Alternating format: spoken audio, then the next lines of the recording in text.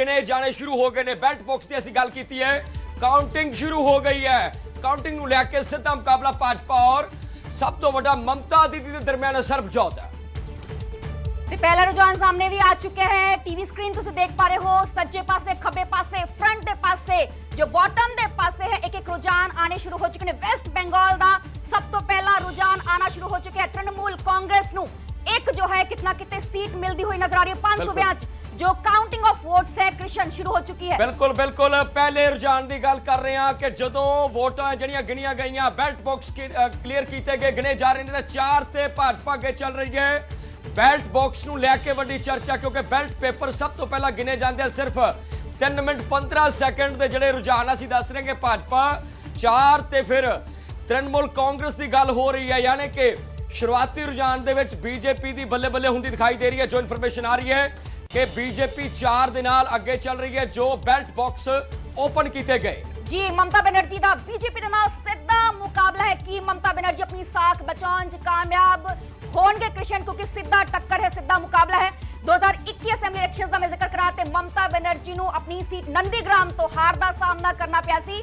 शुवेंदु अधिकारी उत्थों जिते सी, फिर बाय इलेक्शन भवानीपुर तो होई सी, उत्थों जित हासिल की गई सी ममता बनर्जी दे वल्लों। तमिलनाडु, केरलम, वेस्ट बंगाल, असम की हेमंता बिस्वा अपनी साख बचाउण च कामयाब हो सकणगे। कि करके रुझान सामने आ रहे ने, लगातार अपने दर्शकों नूं सही ते सटीक जो पूरे नतीजे ने असी न्यूज़ 18 दे वल्लों पहुंचाए जाणगे। उपरले पासे पुडुचेरी दे नतीजे ने, हेठले पासे लेफ्ट साइड ते वेस्ट बंगाल को तृणमूल कांग्रेस हालांकि 2 सीटां तक अगे चल रही है। दूसरे पासे खाता हले कई पार्टीज दे वल्लों खुलना बाकी है, पर बीजेपी कितना किते बढ़त उत्थे लैंदी हुई विखाई दे रही है। असम का जिक्र करी तो असम च 126 जो ने वो सीटां ने ते एक एक करके उत्थे रुझान भी आने शुरू हो चुके हैं।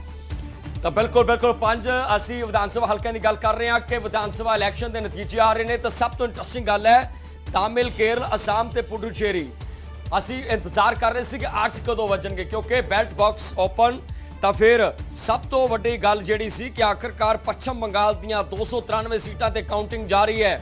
5 सूबਿਆਂ ਦੇ नतीजों ਨੂੰ लैके पल पल दी इन्फॉर्मेशन नैटवर्क 18 दीयां टीमां ग्राउंड जीरो ते डटिया होईयां ने। हर एक चीज़ ਨੂੰ दिखाया जाएगा कि आखिर कौन किन्ने पानी दे विच 293 सीटां। पश्चिम बंगाल दीयां इलैक्शन च सब तो वड्डी चीज़ सर्वजोत यह सी कि 92% जिहड़ा मतदान होया, ये बयान करता है कि आखिर कितनी ज्यादा एंटी इनकम्बेसी ममता बनर्जी दे नाल सी। देखो 15 साल का जिहड़ा समा हुंदा है, छोटा नहीं हुंदा। एक बार सरकार बनी, दूजी बार, तीजी बार हैट्रिक बनी, चौथी बार ये करो ते मरो वाली स्थिति च भाजपा लई है। खास करके बीजेपी ने वड्डी गिनती में चर्चा च ने। तां बीजेपी और टीएमसी की असीं गल कर रहे हैं। बीजेपी नूं लैके वड्डा अपडेट आ रहा है कि रुझाना में भारतीय जनता पार्टी 7 दा अंकड़ा क्रॉस करती दिखाई दे रही है। 6-6 की गल कर रहे हैं कि एक पासे 6, दूजे पासे 6, यानी कि बिल्कुल नेक टू नेक फाइट दिखाई दे रही है। रुझाना दे विच बीजेपी और तृणमूल कांग्रेस 6 वर्सेस 6 की गल कर रहे हैं, यानी कि पूरे अपडेट की गल होएगी। इस तरीके नाल बीजेपी 8 ते हो गई है।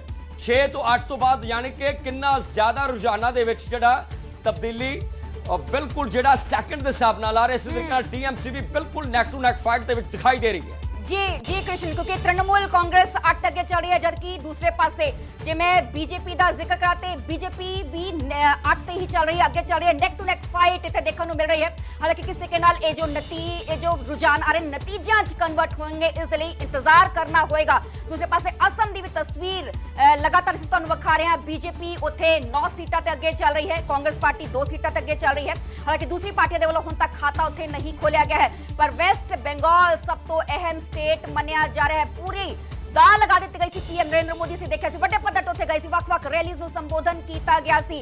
ते जो दीदी ने ममता बनर्जी ने उन्हां दे वल्लों भी अपनी पूरी दाल लगाई गई सी, खेडी गई सी कि चौथी बार कंजैक्टिवली उन्होंने सत्ता च आना है, क्योंकि शुवेंदु अधिकारी दे नाल सीधा मुकाबला ममता बनर्जी का है। तो बीजेपी को पहले रुझान च 9 सीटां मिले, यानी कि अगे बीजेपी चल रही है। तृणमूल कांग्रेस 11 सीटां तक अगे चल रही है, जबकि बीजेपी 10 सीटां तक अगे चल रही है।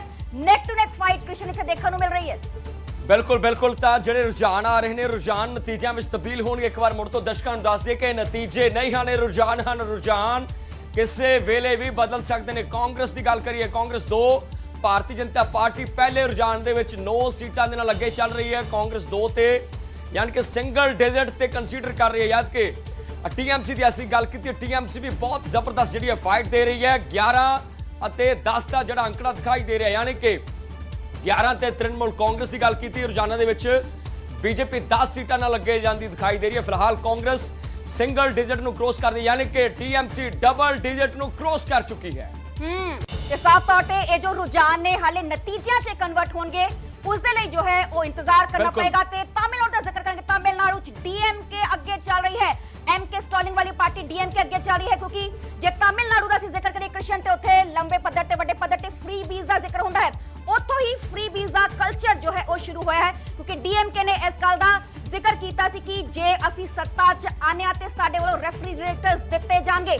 ऑल इंडिया अन्ना डीएमके दे वालों की दस्या गया कि 8000 दे साडे वालों किचन अप्लायंसेस दे लिए वाउचर दिते जाएंगे। दूसरे पासे जिवें विजय थॉमस का जिक्र कराते एक्टर सी वड्डे पद्धर ते बहुत वड्डे पद्धर ते फैन फॉलोइंग उन्हां दी है ते ओ हुण एक्टर तो पॉलिटिशियन बन चुके ने कि उन्हां दा दबदबा चलेगा तमिलनाडु की राजनीति च, कि वो एक वड्डा चेहरा बन के उभरनगे, कि वो खुद एक किंग बन के उभरनगे या फिर किंग मेकर वो साबित होंगे। पर तमिलनाडु च डीएमके यानी कि एमके स्टॉलिंग वाली पार्टी अगे चल रही है ते किस नाल ऑल इंडिया अन्ना डीएमके नु 4 सीटां ते अगे चल रही है।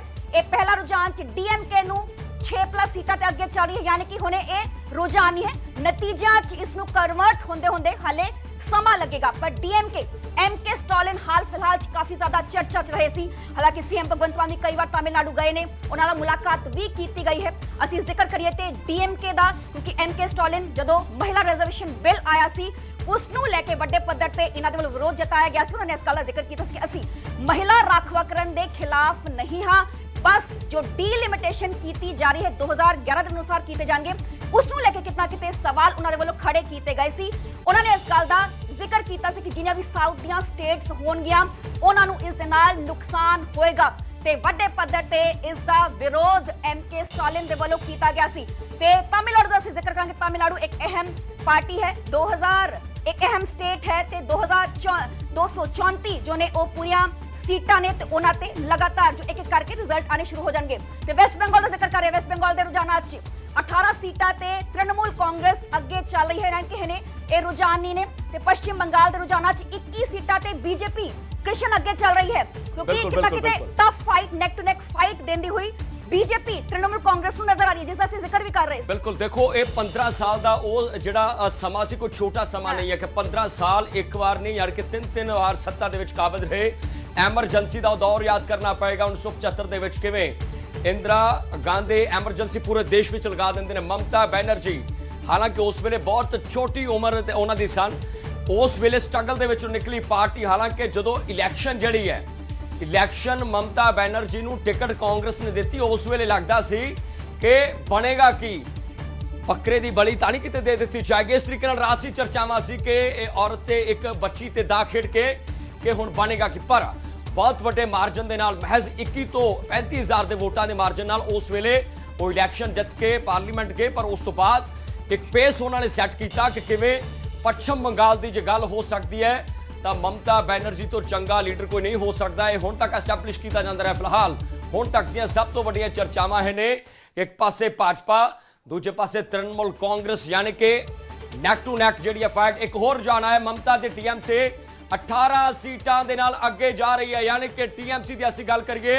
कि 18 सीटां ते बंगाल दे विच बीजेपी आखिरकार किन्ने अंकड़े ते है, मनना पएगा। एक पासे 18 ते दूजे पासे 24 बीजेपी क्रॉस कर चुकी है। भारतीय जनता पार्टी ने टीएमसी नूं रुझाना दे विच पछाड़ दिता है। होम मिनिस्टर अमित शाह दी गल्लां सच हुंदियां दिखाई दे रही हैं कि 200 तो पार दा अंकड़ा होएगा, खेला कर दिता जाएगा। यानी कि ये बहुत बड़ी चीज हुई है कि एक पासे ਵੱਡਾ ਸ਼ੇਰ, ਦੂਜੇ ਪਾਸੇ ਬੱਬਰ ਸ਼ੇਰ जी। एक शेर दी ਅਸੀਂ ਗੱਲ ਕੀਤੀ टीएमसी दी, पर भाजपा शेर तो बब्बर शेर बनती दिखाई दे रही है। सरबजोत के 24 का अंकड़ा है, छोटा अंकड़ा नहीं है जी। जो क्यास रही लगाई जा रही सी एग्जिट पोल के जो नतीजे से वो कितना किते असलियत च साबित होंदे नजर आने। तृणमूल कांग्रेस 18 सीटां ते अगे चली, जबकि बीजेपी 24 सीटां ते अगे चली है। बीजेपी दफ्तर च कितना किते उत्थे खुशी दा माहौल ढोल बजने ज़ाहिर दी गल शुरू हो चुके ने। पर ਅਸੀਂ देखांगे कि 10 तो 11 बजे तक पिक्चर की है, उस दौरान तक ही क्लियर होएगी। पर 18 सीटां ते तृणमूल कांग्रेस अगे चल रही है, पर बीजेपी 24